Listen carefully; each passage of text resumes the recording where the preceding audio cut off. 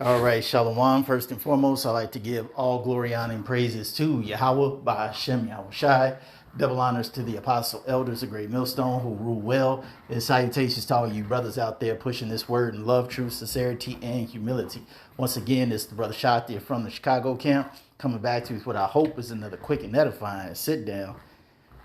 And once again, the boys in blue putting people in the spirit world unjustly. And this time it's their own people. So we're going to read this, but we're going to look at this video and we'll get some scripture. This isn't my typical content that I post, but I saw this on Facebook and I'm from Indiana and it pissed me off beyond belief. So I just wanted to hopefully get the word out there about police unaliving a medical patient who was 26 and who had just suffered a seizure and ended up with police officers on top of him for 15 minutes until he was brain dead. On September 8th, Riker Earl, he's 26 years old, he suffered a seizure. And he had suffered a seizure earlier in the day. And some of the same EMT staff arrived to the second location and the second seizure and were well aware of his medical history and the fact that he had asthma as well. And the police were also called. When Riker was putting on his shorts, he accidentally fell into a police officer, which if you know anything about seizures, you know that after a seizure, you're really not in your right state of mind. Now, what she's talking about is what they call in the medical field the postictal phase. And usually that's the phase after a seizure. During this postictal phase, a person has absolutely no idea what's going on. They know they're in a place, they know that there's people there, but they have absolutely no clue what's going on. If you ask them what their name is, they probably won't know. If you ask them what day it is, they probably will not know. If you ask them what their wife's name is, who's the president, like real basic things, they are not going to know. And everybody's postictal phase lasts for a different amount of time. And during this phase, they are very confused. They are completely out of touch with reality. Sometimes they might be kind of chill. Sometimes they might be a little upset and frustrated. And if they're usually upset and frustrated, it's because they know, one, they had a seizure, and two, they know that they're in a phase where they cannot remember anything. And it's very frustrating that they cannot remember anything. So I just thought I'd put that in there. Let's continue. But this police officer got pissed off and decided to apprehend him. And they said, you don't treat law enforcement that way. And so they apprehended him and put him on the floor and got on top of him and had the EMS or EMTs administer 3 doses of sedatives to him, knowing that he has asthma, and while they were on top of him. Now she says that because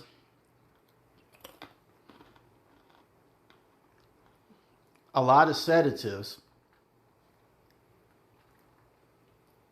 decrease heart rate and they decrease respiratory drive. Some damn near take away your respiratory drive. So if you have a situation where you give somebody a medication that's going to decrease their respiratory drive, and somebody's on top of them, where it's hard for them to get oxygen to the body, preferably the brain, well, we pretty much know what's going to follow after that. Let's continue. And while Riker screamed out for help, as well as his aunt and his grandmother, saying that he couldn't breathe, the cops ignored them. The EMTs watched as this was happening, and Riker ended up going limp, going brain dead, and being in a coma for a few days until they decided to end life-saving efforts. 15 minutes on top of a medical patient is crazy.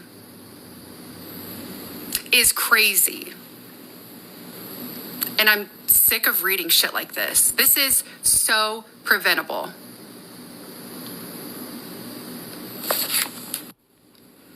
You do not even have to have a fully formed prefrontal cortex to be a fucking police officer in the United States of America. And it shows. And of course, here we have the sheriff's post that's very vague, takes no responsibility, and just says, oh, they responded to a call, and then a couple days later, that person passed away. We'll do an investigation. I'm sure you will. Anyway, I hope that this reaches a lot of people. I hope that this gets a lot of attention. And I hope that I can say I hope that it inspires change. But if we didn't learn anything from George Floyd, if we didn't learn anything from that, then I don't have much hope. This isn't my typical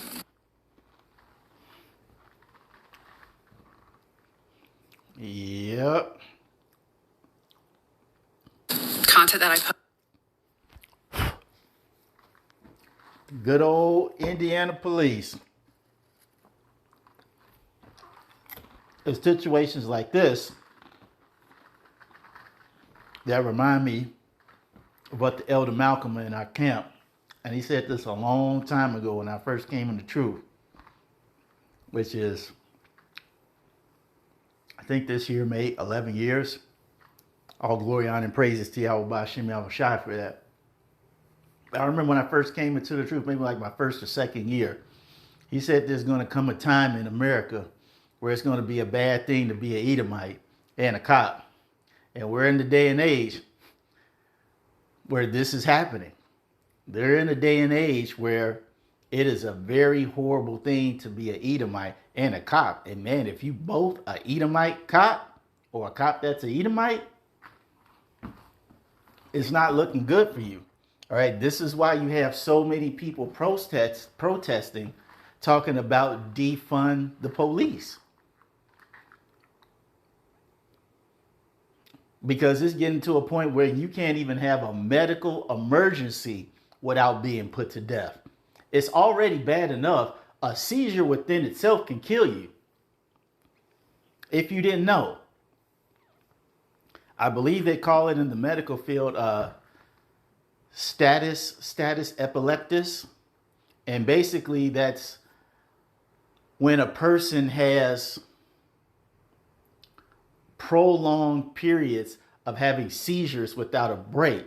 And you have certain people who have seizures that are so bad that once they start seizing, if they don't get to a hospital where they can apply a heavy dosage amount of sedatives and have them intubated to keep their respiratory drive up, they will die. Because when you seize, there's no oxygen getting to the brain. There's not a sufficient enough. Let me correct that. There is not a sufficient enough of oxygen to get to the brain.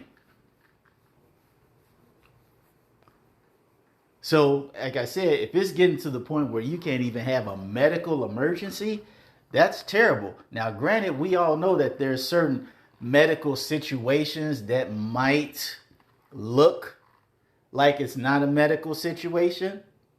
Like if somebody has low blood sugar, they may come off as a drunk man or a violent man. Because some people, when they're drunk, they're violent. They stagger.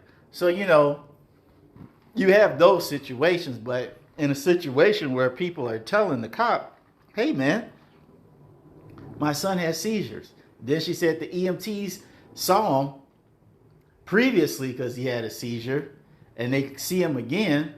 You would think that they tell the cop, hey, look here, man, he has seizures. Now, if they medicated this guy 2 or 3 times, obviously the cop knows that he has seizures. But if he's still on top of him, I mean, that's just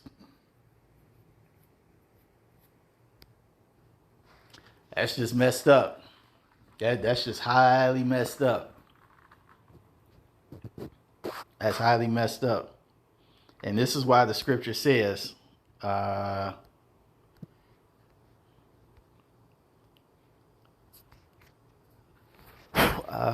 see.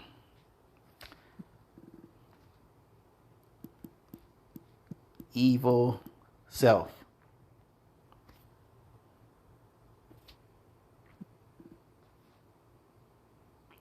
I think it's evil to himself. But let me.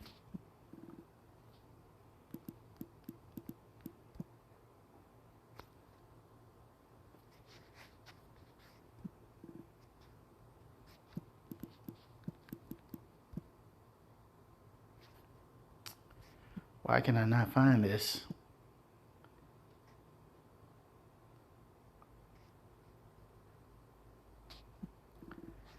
Let me put it on pause and find it. Here we go. Ecclesiastes 14:5. It says, "He that is evil to himself, to whom will he be good? He shall not take pleasure in his goods." And when you look at the story, this was a Edomite, at least by appearance. The person, Ryan, what's his name? No, Riker Earl. Okay, Riker Earl. He, on appearance, he is a Edomite. So you got an Edomite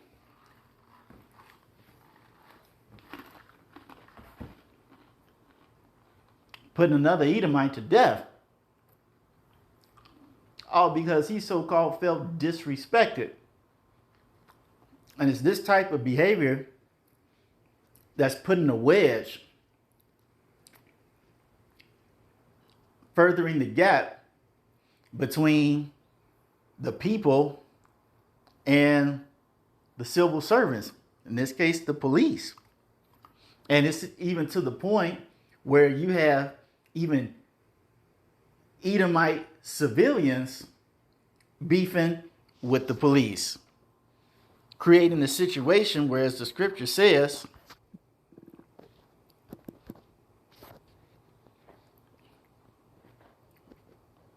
I believe it's in Isaiah, I just got to find it.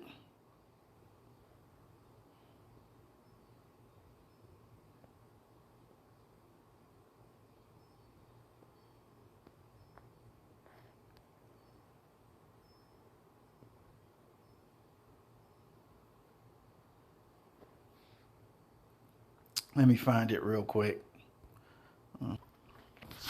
Here it is, Isaiah 19:2. And it says, I will set the Egyptian against the Egyptians, and they shall fight everyone against his brother, everyone against his neighbor, city against city, and kingdom against kingdom. Because this type of police brutality is not just happening in Indiana. It's happening in Illinois. It's happening in California, in Florida. It's happening all across the entire United States, in major cities and in small towns, creating a very hostile relationship between the average citizen and the police. So much to the point that it's going to cause civil unrest. And it says, "And the spirit of Egypt shall fail in the midst thereof, and I will destroy the counsel thereof. And they shall seek to the idols and to the charmers, and to them that have familiar spirits, and to the wizards." But the point of this, where it says, "And the spirit of Egypt shall fail in the midst thereof," and one of the things that has kept the power structure of modern day Egypt, which is America, in check, is this police force. This group of people that the elites have personally put in charge to keep what they call the status quo. And if anybody bucks up against the status quo, you will get bucked upside your head with a billy club.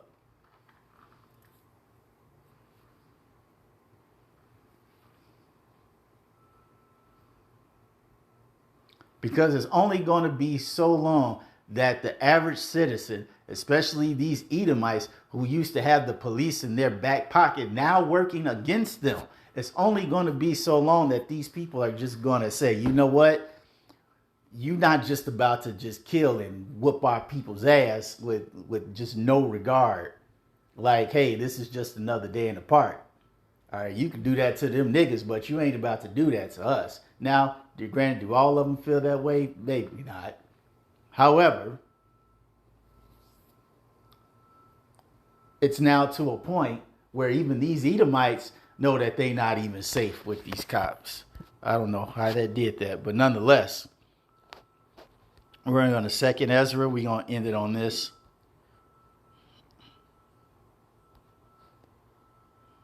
Second Ezra 15 and 16. We're going to get straight to the point. For there shall be sedition among men and invading one another, and they shall not regard their kings nor their princes, and the course of their actions shall stand in their power.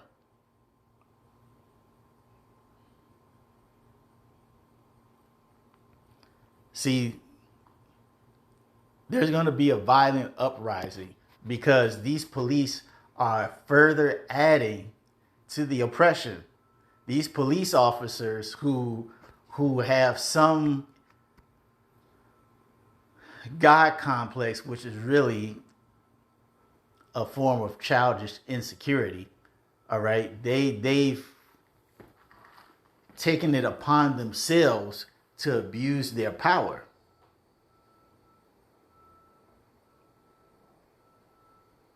And the average everyday person sees that all these police do is abuse their power.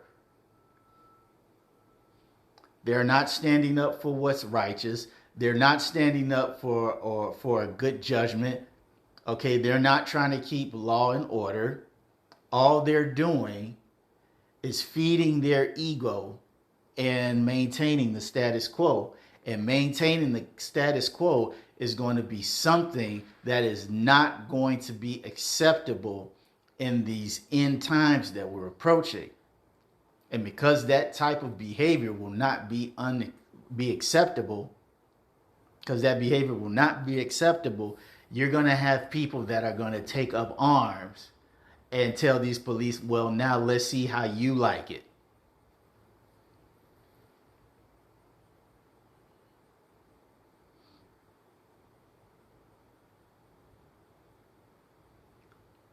Like I said, it's what the elder Malcolm had told us many years ago. The day's coming where it's going to be a bad thing to be an Edomite and a cop. And if you're an Edomite cop or a cop that's an Edomite, your day is coming very soon. So that's all I wanted to say on this. I hope you all were edified. Till the next time, we're going to say shalom.